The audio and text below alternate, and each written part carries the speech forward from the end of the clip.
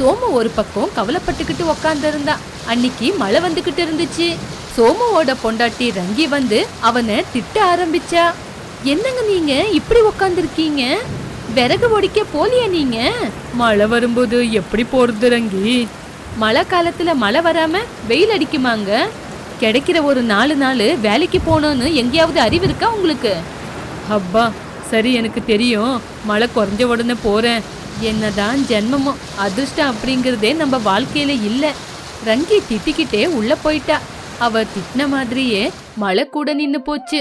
சோமு விறகு உடைக்கிறதுக்காக காட்டுக்கு கொடாலிய எடுத்துக்கிட்டு போனான். காட்டுக்கு போன உடனே அவனுக்கு தூக்கம் வந்துச்சு. சோமுக்கு தூக்கம் வந்ததால ஒரு மரத்துக்கு கீழே படுத்து தூங்குனான். சோமு படுத்து தூங்குன மரத்துக்கு மேல 2 கிளிங்க பேசிக்கிட்டு இருந்துச்சு. அதுல ஒண்ணு அதிர்ஷ்ட குருவி, இன்னொன்னு துராதிர்ஷ்ட குருவி. நீ மட்டும் இல்ல, நான் கூட இந்த உலகத்துக்கு நல்லது செய்வேன். அப்படியா இருந்தா எல்லாரும் உன்னதானே வேண்டுவாங்க. உன்னை நான் இந்த பேச்சுல நம்ப மாட்டேன். என்ன செய்யணும்னு சொல்ல. செய்யறேன். அப்பவாவது ஒத்துக்கிறியா? இந்த உலகத்தை பத்தி பேசுறது வேண்டாம். இதோ இந்த மரத்துக்கு கீழே படுத்திருக்கிறாருல, அவரோட வாழ்க்கைய மாத்த பாக்கலாம். இவரு எப்பவுமே விறகு வெட்ட வரவரு தானே? ஆமா, இவரு நேரத்துக்கு மட்டும்தான் சம்பாதிப்பாரு. இவரோட பொண்டாட்டி ரொம்ப வாயி. எப்ப இவங்களுக்கு அதிர்ஷ்டம் வரும்னு இவன் பொண்டாட்டி காத்துக்கிட்டு இருக்கா. இவங்க வாழ்க்கை மேல ஏதாவது செஞ்சு பாரு. சரி சரி, கொஞ்ச நேரம் பொறுத்து பாரு. துராதிர்ஷ்ட கிளி ஒரு தங்க மோதிரத்தை தூங்கிக்கிட்டு இருக்கிற சோமு மேல போட்டுச்சு. சோமு சீக்கிரமா எந்திரிச்சு உக்காந்தான். அந்த பக்கம் இந்த பக்கம் பார்த்தான். ஆனா அவன் முன்னாடி ஒரு தங்க மோதிரம் ஜொலிச்சுக்கிட்டே இருந்துச்சு. அத பார்த்து, அப்பா எவ்வளவு பெரிய தங்க மோதிரம், இத மட்டும் வித்தா 4 வருஷம் உக்காந்து சாப்பிடலாம். இப்படி சோமு அந்த தங்க மோதிரத்தை எடுத்துக்கிட்டு விறகு வெட்டுற கொடாலிய அங்கேயே மறந்து விட்டுட்டு கிளம்பி போனா. இப்படி நடந்து போய்கிட்டு இருக்கும்போது அங்க தண்ணில மீன் எகிரிக்கிட்டு இருந்துச்சு.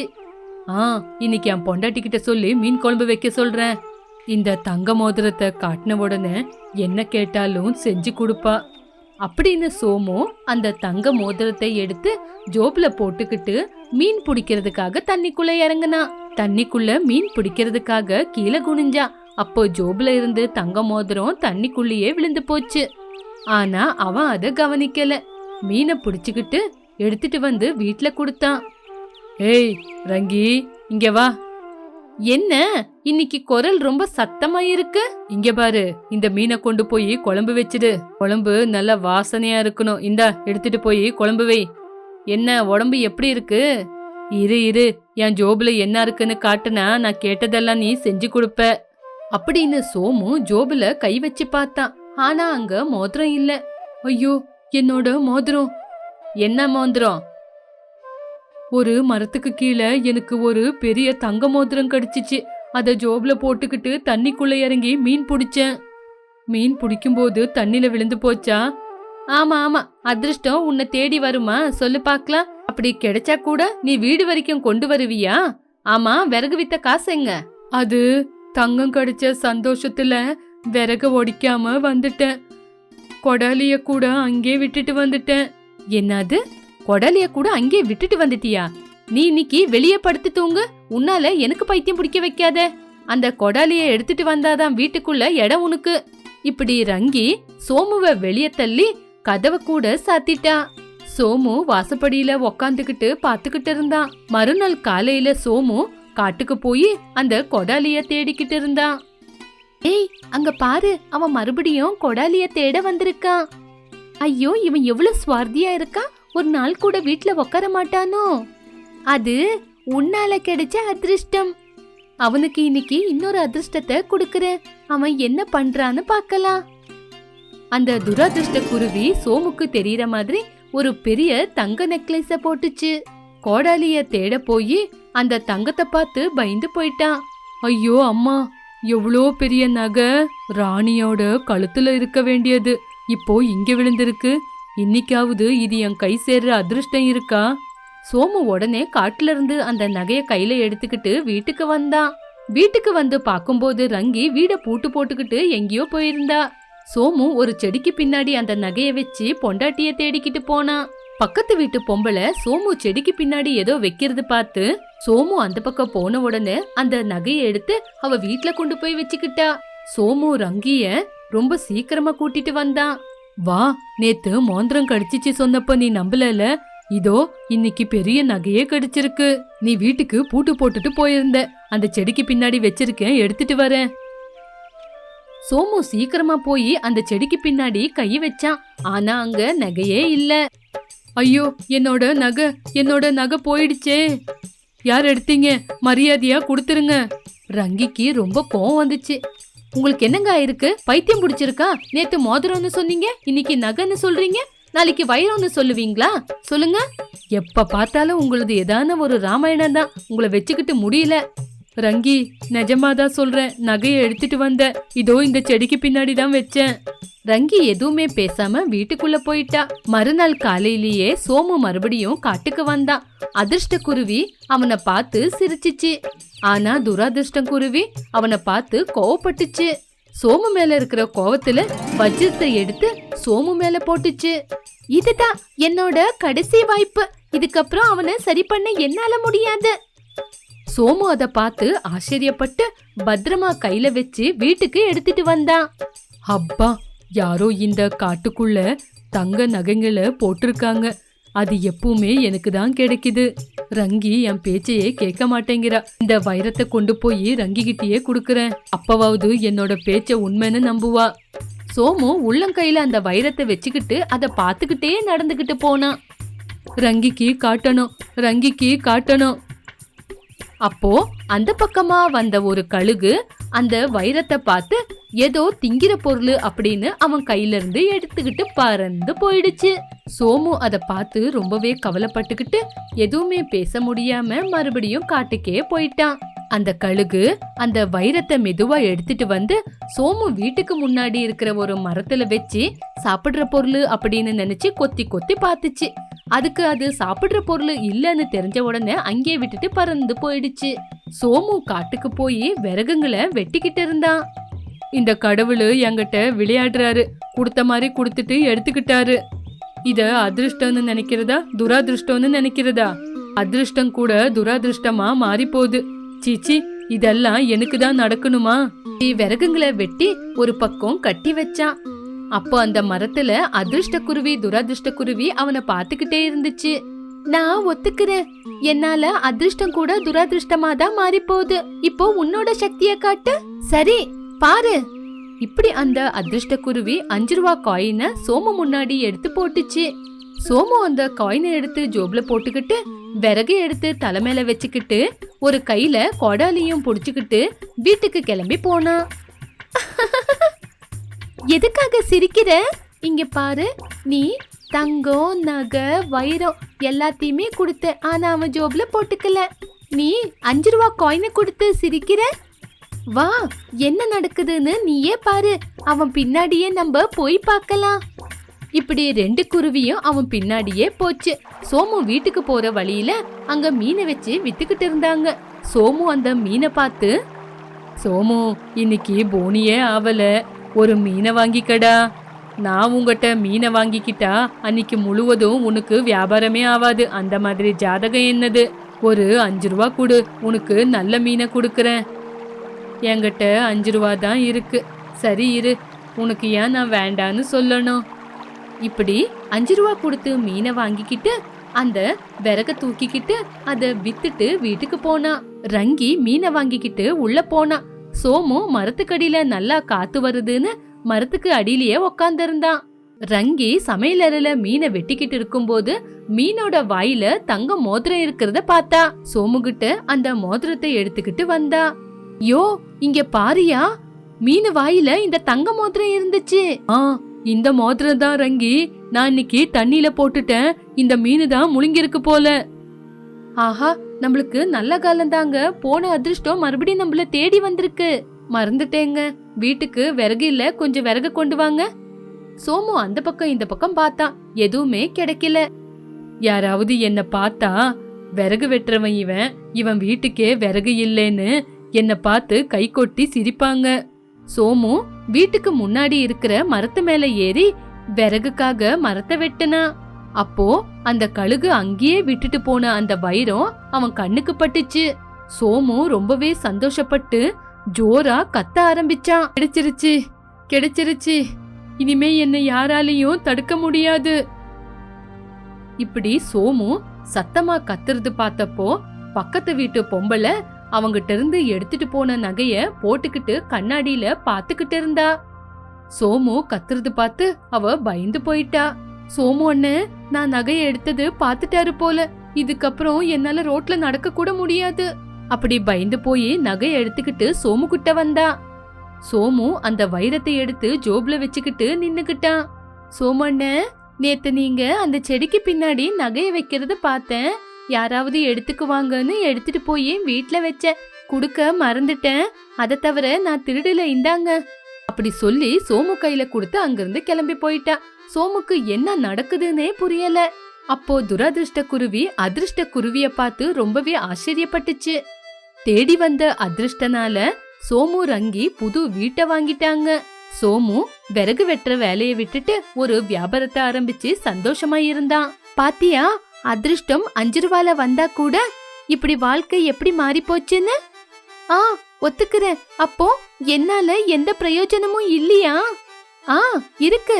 ஜனங்களை கஷ்டப்படுத்தி பணத்தை சம்பாதிக்கிறாங்கல்ல, அவங்க வீட்டுக்கு நீ போய் அவங்களுக்கு நிறைய கஷ்டத்தை கொடு. எப்படி? நீ நிஜமா கஷ்டப்படுறாங்கல்ல, அவங்க வீட்டுக்கு தான் போகணும். அப்பதான் இந்த உலகம் நல்லா இருக்கும்.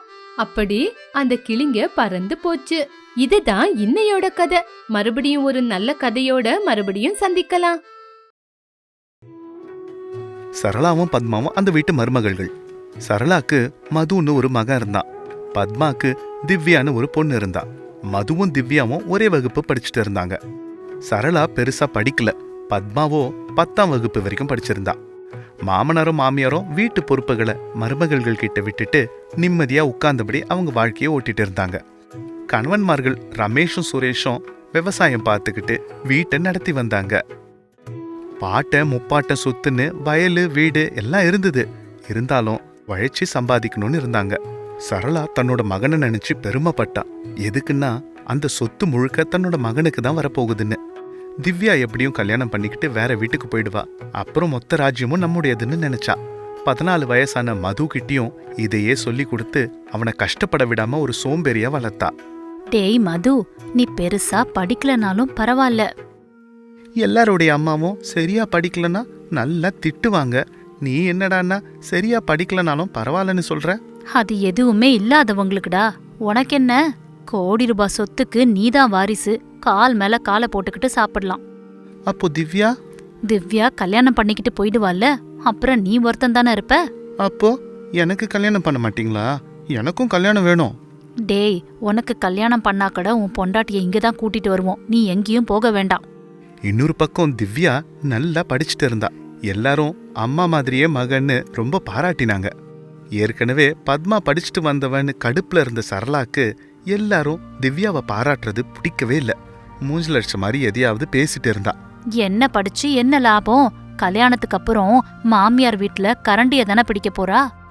படிக்கிறதுனால என்ன தப்பு இருக்கு மருமகளே? முதல்ல உன் பையனை படிக்க வை. அவனுக்கு எழுத படிக்கவே சரியா தெரியல. அவனுக்கு என்ன, நல்லா தானே படிக்கிறான். ஏண்டா சொல்லு, எங்க அம்மா என்ன நல்லா படிக்க வைக்கிறாங்கன்னு சொல்லுடா. என்னம்மா, நான் சரியா படிக்கலனாலும் பரவாயில்ல, திவ்யா கல்யாணம் கட்டிட்டு போனதும் சொத்து முழுக்க என்னோடையதுன்னு சொல்லிட்டு இப்ப இப்படி சொல்ற? மது சொன்னதை கேட்டு அங்க இருந்தவங்க எல்லாம் சரளாவை வெறுப்போட பார்த்தாங்க. சரளாவோட கணவன் ரமேஷ் அப்போ பேசலாம். என்ன சரளா இது, பசங்க கிட்ட இப்படியா சொல்லி கொடுப்ப? அது இல்லாம இந்த சொத்துல திவ்யாக்கு பங்கு இல்லைன்னு சொல்றதுக்கு நீ யாரு? என் தம்பிக்கு சேர வேண்டிய சொத்து எல்லாம் திவ்யாக்கு தான் போகும். தேவன்னா வீட்டோட மாப்பிள்ளைய கூட கூட்டிட்டு வருவேன். இப்படி சொன்னது கேட்டு சரளாவோட கோபம் வானத்துக்கு எட்டுச்சு. பத்மா மேலேயும் திவ்யா மேலேயும் இன்னும் வெறுப்பு அதிகமாச்சு. பத்மா எதுவுமே பேசாம வீட்டுக்குள்ள போயிட்டா. இப்படி இருக்கிறப்போ ஒரு நாள் திவ்யா பள்ளிக்கூடத்திலேருந்து கழுத்துல தங்க மெடல் வாங்கிட்டு வந்தா. திவ்யா, என்னம்மா இது பளபளன்னு மின்னுது? அம்மா, எங்க ஸ்கூல்ல போட்டி வைக்க போறாங்கன்னு சொன்னல, அதுல நான் தான் முதல் பரிசு வாங்கினேன். அவங்க கேட்ட கேள்விக்கெல்லாம் உடனே பதில் சொல்லிட்டேன். அப்பா அண்ணா, அண்ணன் 2வது கேள்வியில தப்பு பண்ணிட்டாம்மா. கொசுக்கடியால வர வியாதிகள் 2 சொல்ல சொன்னாங்க. சொறி அரிப்புன்னு சொல்றான். இப்படி சொல்லி திவ்யா சிரிச்சா. தன்னோட மகனை பத்தி சொல்லி இப்படி சிரிக்கிறது சரளாக்கு பிடிக்கவே இல்ல. ஆமா ஆமா, நீதான் இந்த ஊர்லயே நல்லா படிக்கிற, யாருமே படிக்கலையா என்ன? அண்ணன் தோத்து போயிட்டா நானும் கிளம்புறேன்னு சொல்லாம அங்கேயே உட்காந்து தங்க பரிசு வாங்கிட்டு வந்தியா தங்கம்? என்னக்கா பேசுறீங்க? மது தப்பு பண்ணா திவ்யா எதுக்கு திரும்ப வரணும்? நல்லா இருக்குமா நீ சொல்றது? அண்ணனும் தங்கையும் ஒத்துமையா இருக்கணும்னு நான் சொல்றேன். உங்களுக்கு நீங்க தான், எங்களுக்கு நாங்க தான்னு நீ நினைக்கிற? ஐயோ, நான் அப்படி சொல்லலக்கா. மதுவையும் திவ்யா கூட உட்கார வச்சு படிப்பு சொல்லித்தரேன்னு சொன்னா நீங்க தான் வேணான்னு சொல்லி அவனை இழுத்துட்டு போயிடுறீங்க. இப்ப அவன் தோத்து போயிட்டான்ற வெறுப்ப எங்க மேல காட்டுறீங்க. ஆமாமா, உங்களை பார்த்து என்னால பொறுத்துக்க முடியல. நீங்களும் உங்க படிப்பும் அம்மாவும் பொண்ணும் எங்களுக்கு எதுவும் தெரியாதுன்னு நினைச்சு பேசிக்கிட்டு இருக்கீங்க. சரளா, வாயை மூடிக்கிட்டு உள்ள போமா. இன்னொரு தடவை ஏதாவது பேசுன நான் கையால பேச வேண்டியது வரும். மாமியார் இப்படி சொன்னதுமே சரளா மூஞ்ச திருப்பிக்கிட்டு உள்ள போயிட்டா. பத்மாவும் திவ்யாவும் ரொம்ப வருத்தப்பட்டாங்க. திவ்யாக்கு ஜெயிச்ச சந்தோஷமே இல்லாம போச்சு. அப்போ மது அங்க பொறுமையா பட்டாணி சாப்பிட்டுக்கிட்டே வந்தான்.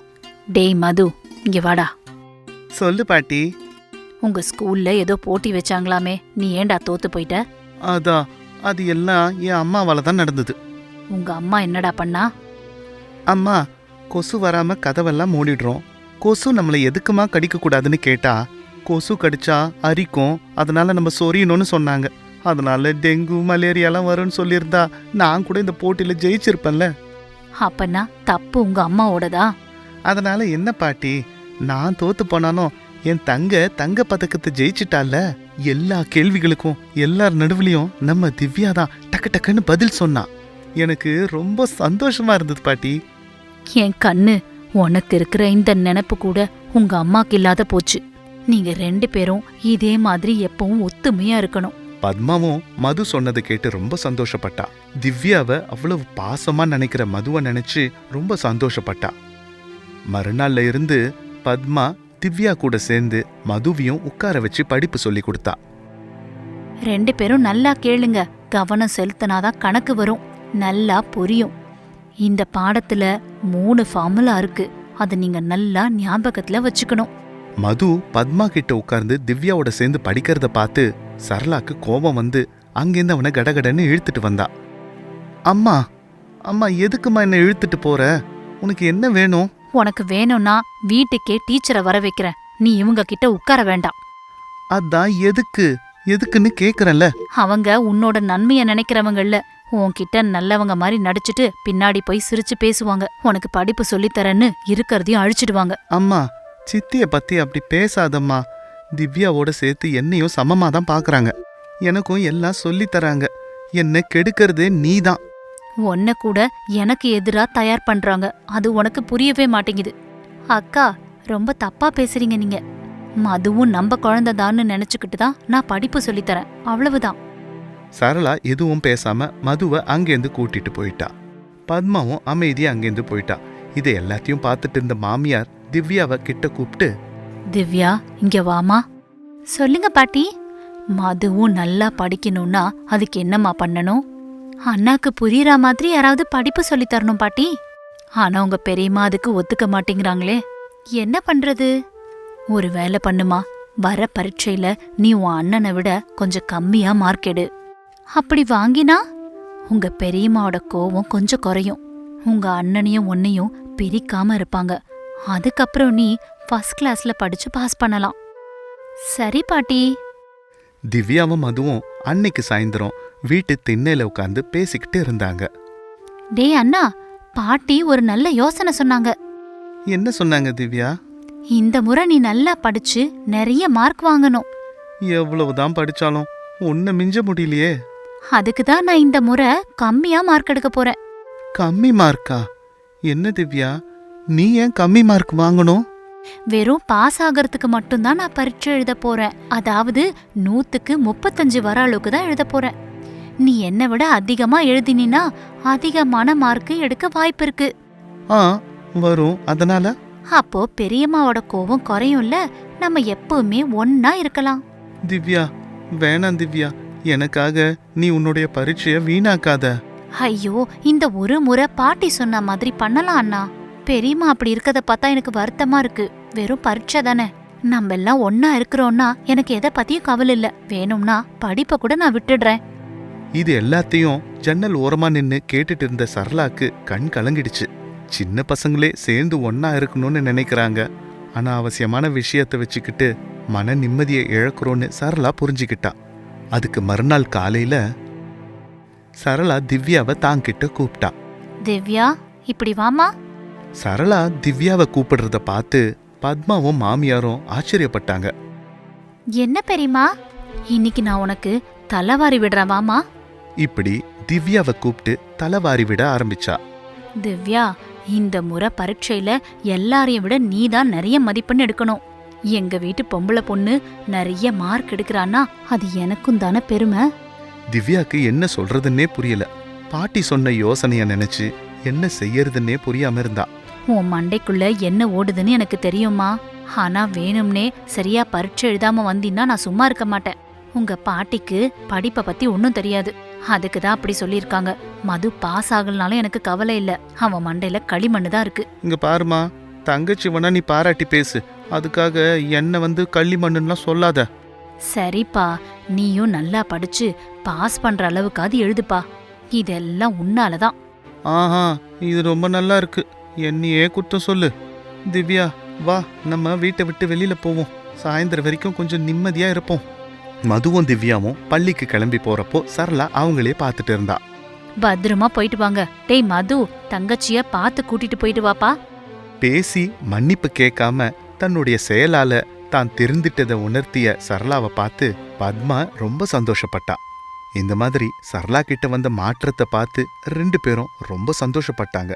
அப்பத்துல இருந்து சரளா எந்த ஒரு வீண் பேச்சையும் பேசாம, எந்த ஒரு விஷயத்துக்கும் சண்டை போடாம சந்தோஷமா வாழ்க்கையை நடத்தி வந்தா. இது இவங்க கதை. இன்னொரு அற்புதமான கதையோட உங்களை சந்திக்கிறேன். அது வரைக்கும் நன்றி.